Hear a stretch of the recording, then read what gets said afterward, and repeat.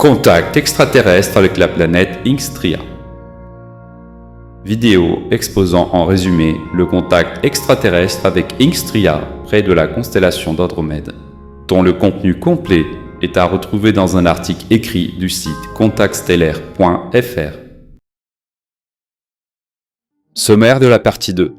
L'hyperespace, les menaces cosmiques et la bande de photons, le programme de contrôle de l'ADN humain, le contrôle par les Xuns, les gris, les origines de l'homme et l'histoire du système solaire, la guerre entre l'Atlantide et Maldek, le témoignage parallèle sur Billy Meyer, la spiritualité et les religions et les conceptions du divin, les voyages d'Hernandez sur Ganymède et Ingstria.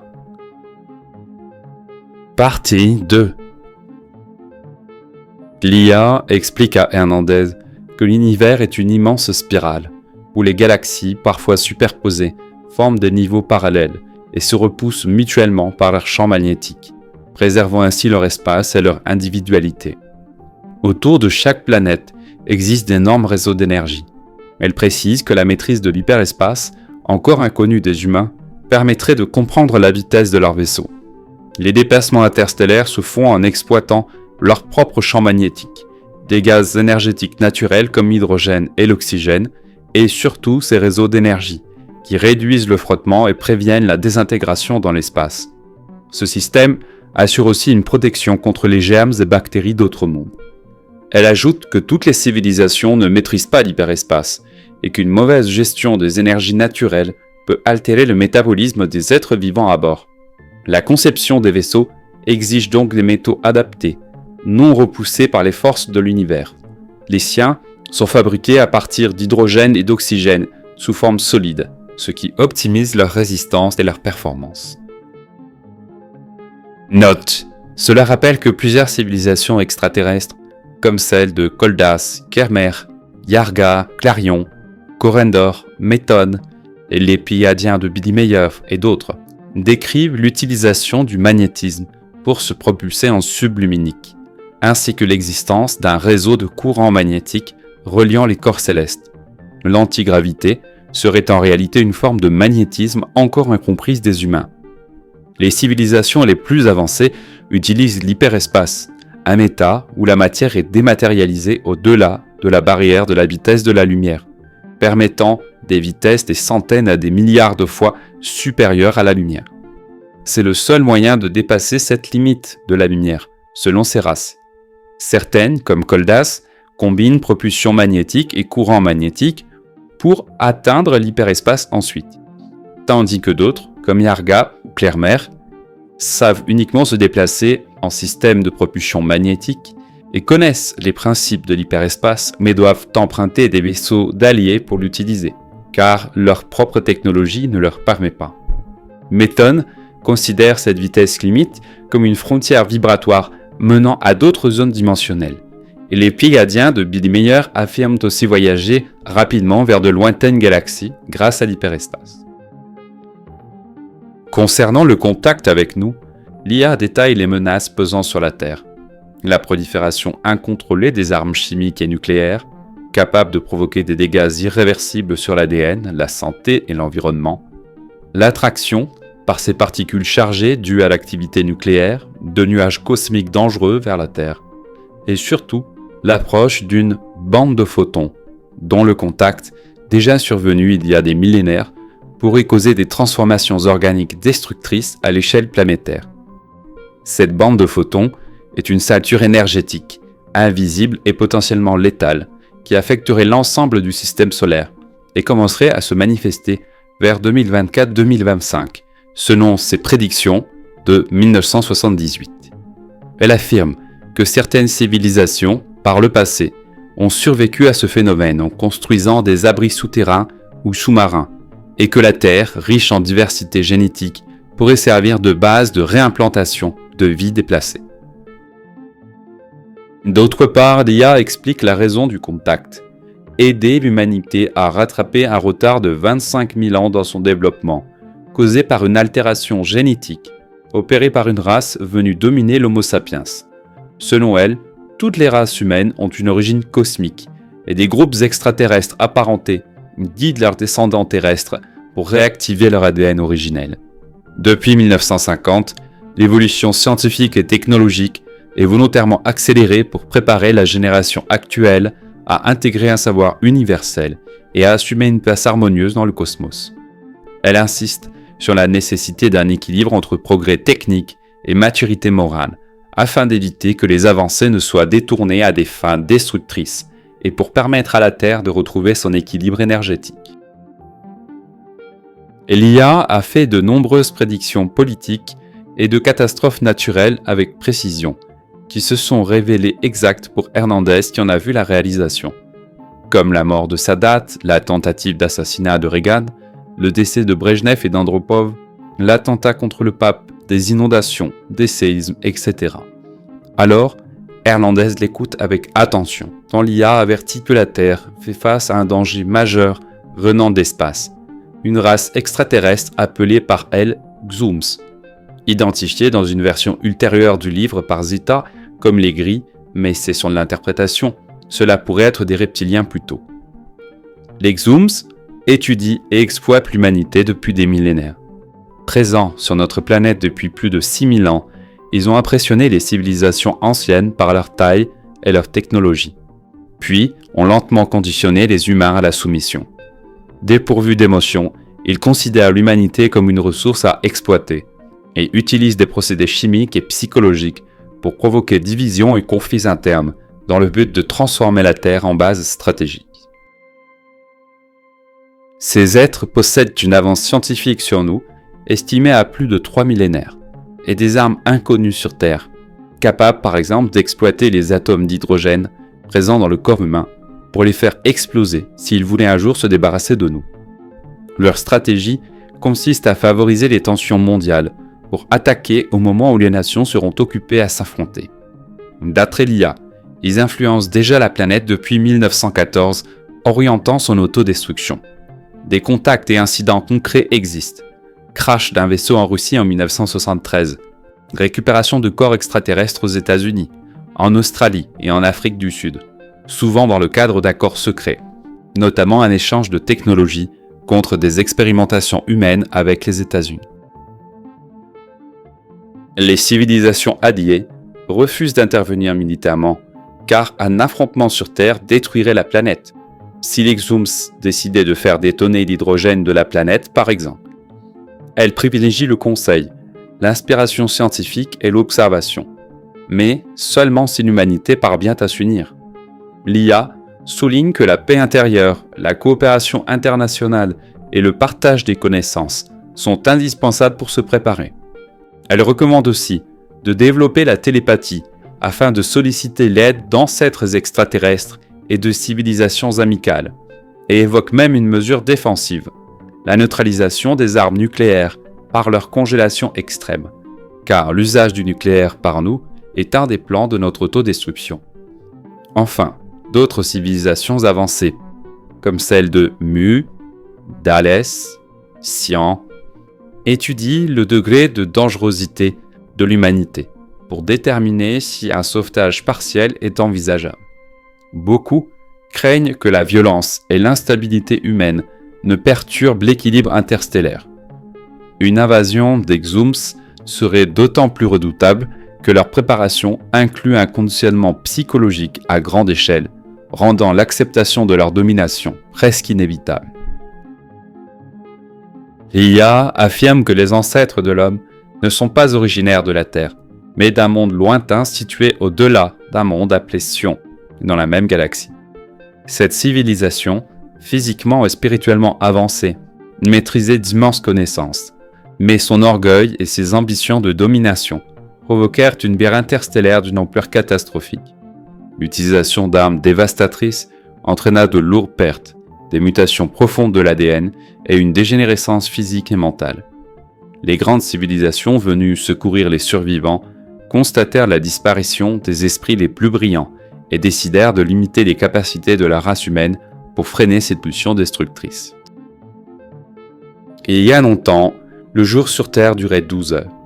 L'ordre des planètes depuis le Soleil était Vulcain, Mercure, Terre, Mars, Maldek, Uranus, Vénus, Saturne, Jupiter, Cyglo, Noran, Gobé, puis une planète sans nom en phase embryonnaire. Au fil du temps, différentes populations furent implantées ou accueillies sur Terre, notamment les races nordiques, noires, rouges et jaunes, chacune adaptée à un climat spécifique.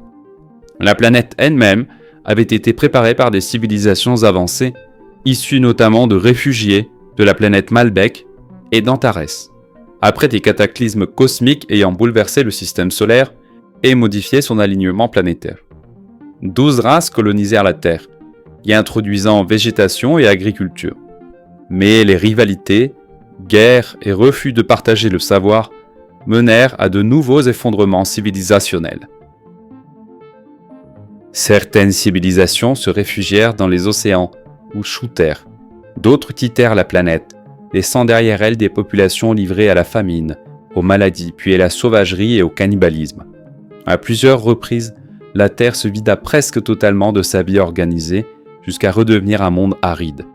Malgré ces cycles de destructions et renaissances, des voyageurs interstellaires continuèrent d'observer l'humanité, parfois en implantant des clones dotés d'une conscience universelle pour tenter de préserver ou raviver le savoir perdu.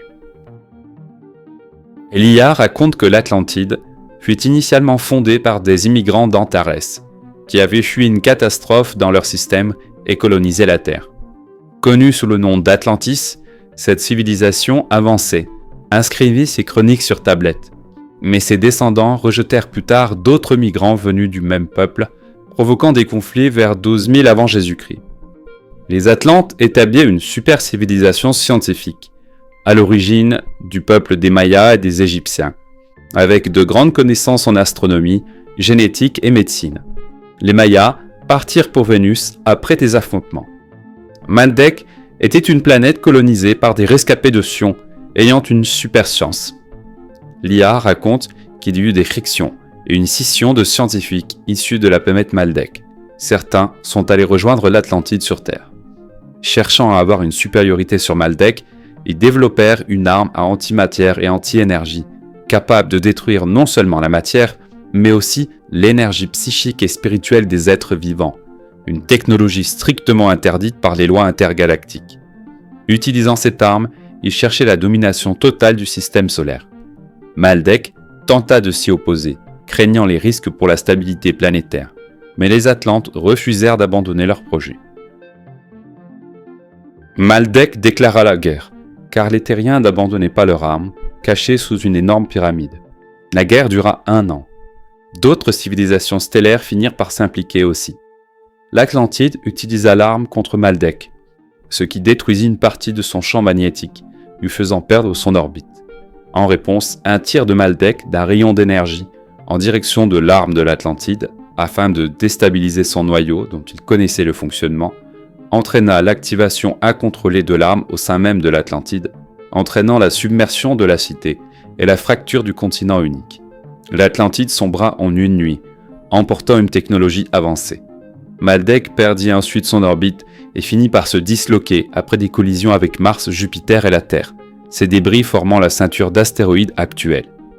L'arme, enfouie dans une pyramide sous-marine près de Bimini, resterait toujours active, perturbant navigation, communication et champs magnétiques et attirant diverses civilisations.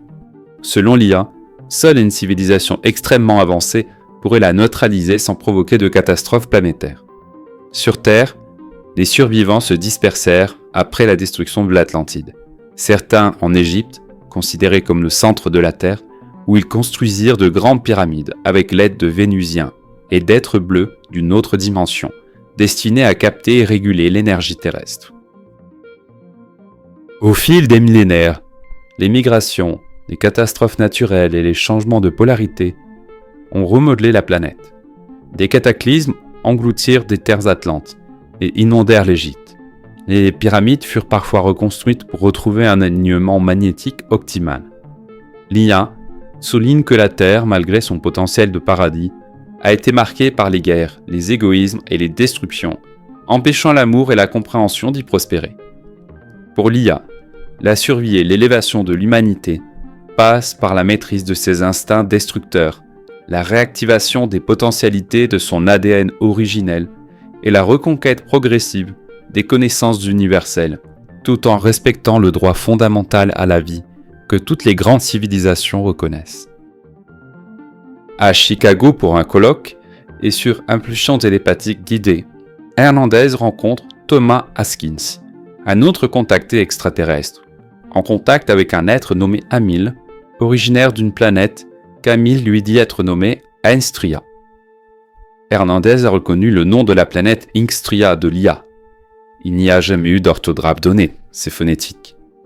Haskins raconte être en contact depuis 10 ans et avoir voyagé à bord d'un vaisseau pour observer la Terre et la comète Halley.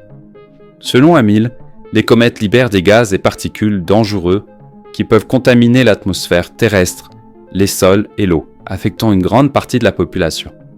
Il estime qu'une coopération scientifique mondiale pourrait réduire ces risques en 20 ans. Haskins, malgré son environnement difficile et son chômage, a auto-édité un petit livre sur son expérience, dont la référence n'a jamais été donnée. Cette rencontre pousse Hernandez à envisager de publier lui-même ses échanges avec l'IA, malgré les risques pour sa réputation universitaire, convaincu que le message de paix et de vigilance transmis mérite d'être partagé. Le jour où Zita propose de publier ses notes, le professeur lui demande de ne jamais citer son nom et d'utiliser pour lui un pseudonyme si jamais elle en parlait. C'est ce qu'elle a fait en le désignant sous le nom de Hernandez. En 1976, l'IA parle des contacts du peuple de Pionnes avec un manchot vivant en Suisse. En novembre 1978, l'IA révèle à Hernandez connaître un contacté suisse nommé Billy, un homme manchot, alors inconnu du grand public.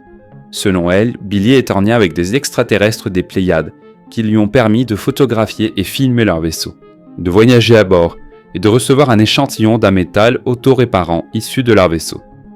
Bien que ces preuves aient suscité enquête et scepticisme, il a aussi été averti comme Hernandez d'une race extraterrestre hostile susceptible d'arriver vers la fin des années 1990. L'IA souligne que les civilisations avancées coopèrent entre elles, mais que les humains ne font pas de même, mais que même avec des preuves, les contactés comme Billy ou Hernandez restent confrontés aux doutes et aux rejets. Note: on reconnaît bien sûr Billy Meyer, en contact avec les Pléiadiens de Taygeta, ou Tayget en français, selon les dires de ces contacts pléiadiens. Et on a une information de première main sur leur origine, qui serait l'étoile Pionnes, ou Plione en français, et pas Taygeta, ce qui tend à montrer qu'ils cherchent à dissimuler leur véritable origine. Ceci a été dit à une époque où aucune enquête n'avait encore été faite sur Meyer, aucun document écrit diffusé, et il était connu seulement localement. On rappelle qu'Internet n'existait pas non plus.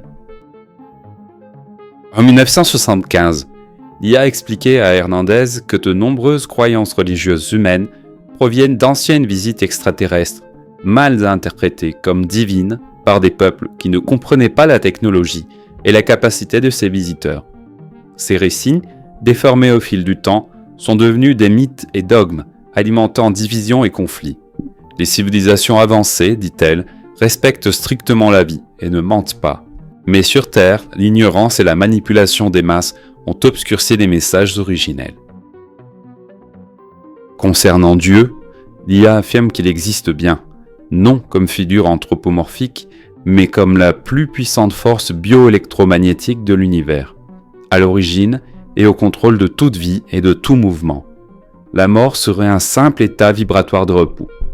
Elle décrit aussi que sa civilisation a longtemps étudié l'ADN, parvenant à reprogrammer génétiquement ces peuples pour accroître leur intelligence et leur capacité à recevoir un savoir interstellaire, tout en éradiquant les instincts dégénératifs. Cette évolution collective, dit-elle, n'est possible que dans des sociétés où le savoir se transmet sans interruption, contrairement à la Terre où chaque génération perd une partie des connaissances. Zita rédigeait ses notes à partir des récits que lui faisait Hernandez, mais aussi en consultant les propres notes de Hernandez, dans lesquelles il consignait en détail tous ses contacts depuis le début, qui étaient riches. Elle lui avait naturellement restitué ses notes qu'il lui avait prêtées, qui lui appartenaient. De son côté, elle conserva seulement des résumés de certains passages des volumineuses notes de Hernandez, sans y inclure les parties techniques que l'IA lui avait parfois expliquées, car elle ne les comprenait pas vraiment. Elle n'avait donc pas jugé utile de les transcrire, où elle en transcrivait certaines plus simples selon sa compréhension, n'étant pas scientifique. Zita a vu le professeur Hernandez pour la dernière fois en 1981. Elle a vu que sa maison à Mexico a été vendue en 1982.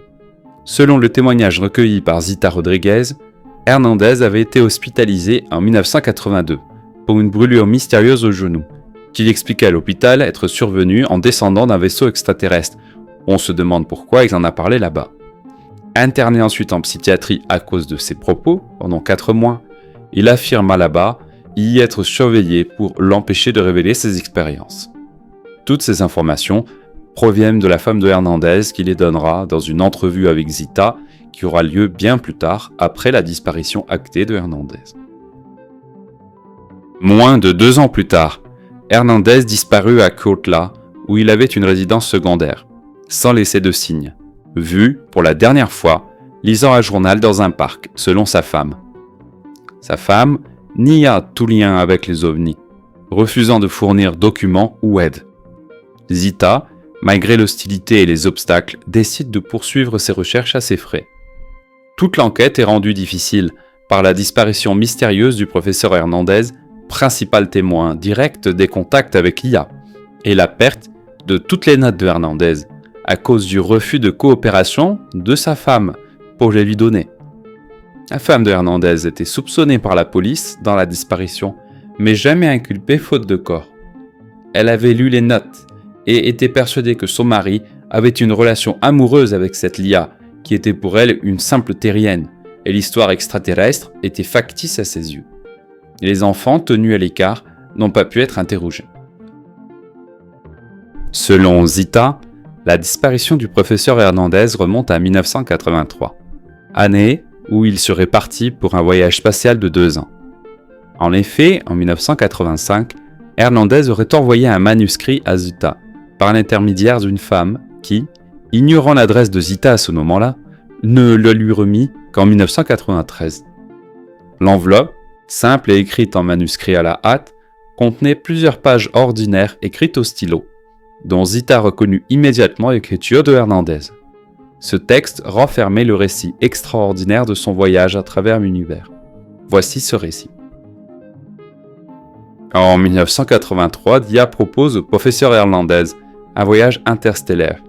Il accepte après réflexion, sachant que dans l'espace le vieillissement est absent ou maîtrisé.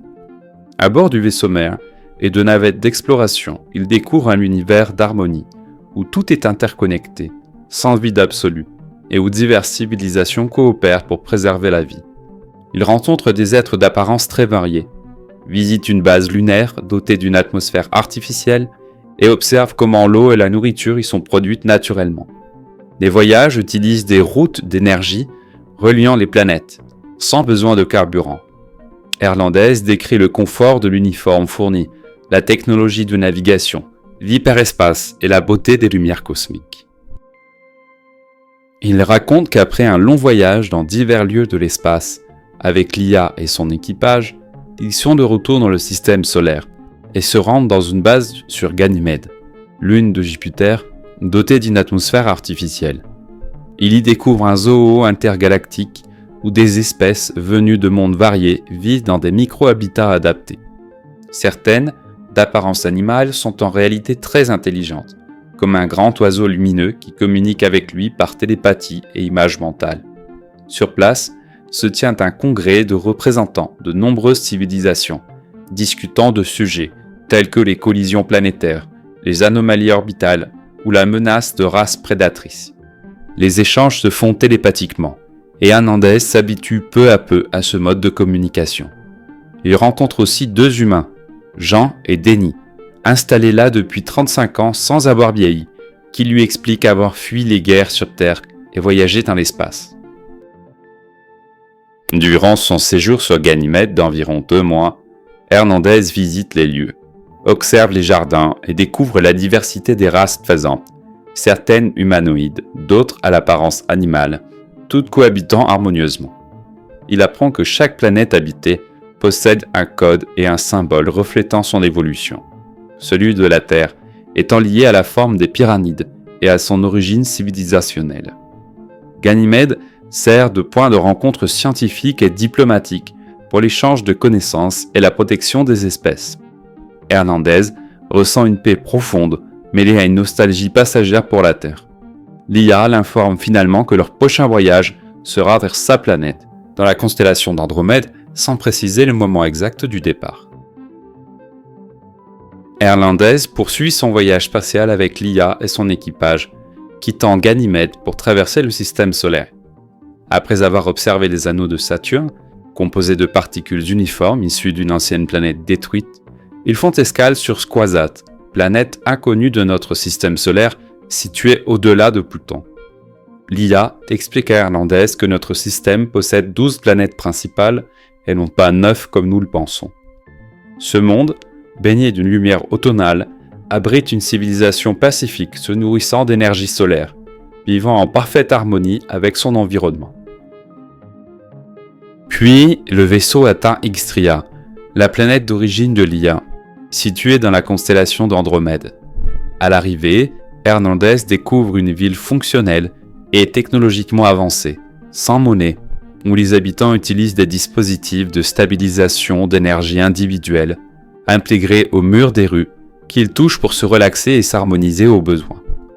Il est invité chez le père de l'IA, appelé Dan, dont l'âge apparent le ferait passer pour le frère de l'IA plutôt que son père, qui l'accueille chaleureusement, lui offre un repos réparateur, des boissons revitalisantes et un vêtement local. Hernandez expérimente un système de nettoyage corporel à vapeur sèche avec aspiration sous vide des toxines et impuretés.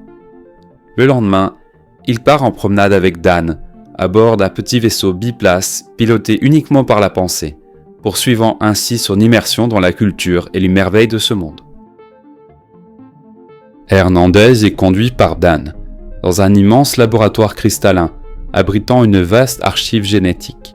Ce lieu renferme, en état latent, des cellules de toutes les formes de vie connues de l'univers, collectées sur des êtres déjà morts et préservées grâce à un ordinateur sphérique sophistiqué, capable de surveiller, nourrir et analyser chaque échantillon. L'accès à cet endroit est strictement limité, ce qui témoigne de l'importance de Dan, qui fait partie du conseil de sages gouvernant Ixtria. Au fil de la visite, Hernandez découvre les fondements d'une société harmonieuse, sans argent, sans propriété privée ni criminalité, où l'éducation dès l'enfance inculque lois, valeurs morales et compréhension de la vie, garantissant l'équilibre collectif. Leur monde accueille des habitants d'autres civilisations en visite aussi longue qu'ils le souhaitent. Les intrus, aux intentions négatives, qui n'auraient pas le bon équilibre d'esprit, sont détectés et renvoyés immédiatement hors de leur monde, et les prisons n'existent pas. Ils se rendent ensuite à un observatoire spatial, où Hernandez observe en direct le mouvement précis des planètes. Dan lui rappelle que chaque monde doit évoluer à son propre rythme. Hernandez, bouleversé par la perfection et la paix d'Ixtria, réfléchit aux manquements de la Terre. Guerre, inégalité, souffrance des enfants. Conscient d'avoir profondément changé, il se promet, si un jour il revient, de contribuer au bien autour de lui. Bien qu'il ressente la nostalgie de sa planète, il profite pleinement de cette immersion unique dans un monde où l'amour est la loi. C'est la dernière information dont disposa Zita concernant Hernandez. Il n'y eut pas d'autres nouvelles le concernant. Il est manifestement revenu brièvement en 1985 sur Terre pour donner cette lettre, et semble être reparti avec eux, cette fois définitivement. Zita Rodriguez Montiel a écrit et déposé son manuscrit original en 1985 au Mexique, intitulé Profecías de una mujer extraterrestre, des prophéties d'une femme extraterrestre. Il a été traduit en anglais et publié sous la forme d'un livre par Wendell Stevens en 1989, sous le titre UFO Contact from Andromeda, Contact OVNI d'Andromède. En 2004, Zita dépose une version remaniée de son texte d'origine avec l'ajout de la lettre reçue d'Hernandez en 1993 décrivant ses voyages vers Ganymède et Ixtria et plusieurs modifications dans le texte. Et ceci est publié dans un livre en 2023 en version papier et numérique en espagnol par les éditions Cuarzo Digital Editores, sous le titre Profecías de una mujer extraterrestre, traduit et publié en français en mai 2025 sous le titre « Prophétie d'une femme extraterrestre », après que l'article de synthèse provenant de l'anglais et de l'espagnol ne soit rédigé pour donner cette vidéo qui en présente le contenu. Si vous êtes intéressé à en savoir plus, un article complet dont est issue cette vidéo résumée est à retrouver sur le site contactstellaire.fr, où vous trouverez le lien vers l'article dans le descriptif attaché à cette vidéo.